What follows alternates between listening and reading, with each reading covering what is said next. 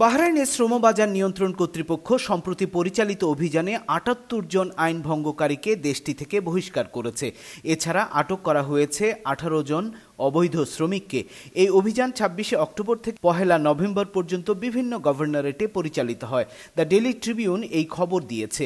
অভিযানের অংশ হিসেবে মোট ১,৬৮৪টি প্রতিষ্ঠান ও দোকান পরিদর্শন করা হয় এবং ২৬টি যৌথ অভিযান চালানো হয়। এর মধ্যে রাজধানী গভর্নরেটে ১২টি, মোহাররাক গভর্নরেটে ৭টি, উত্তর গভর্নরেটে ৩টি এবং দক্ষিণ গভর্নরেটে ৪টি অভিযান সম্পন্ন হয়। বহিষ্কৃত বা আটক কর্মী শ্রমিকদের নাম, পরিচয় বা তাদের নাগরিকত্ব জানায়নি পুলিশ।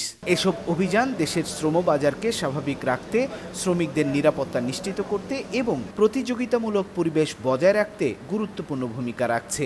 অভিযানের এই সময়টায় দেশটিতে থাকা বাংলাদেশিদের সতর্ক থাকা প্রয়োজন বলে মনে করেন প্রবাসীরা।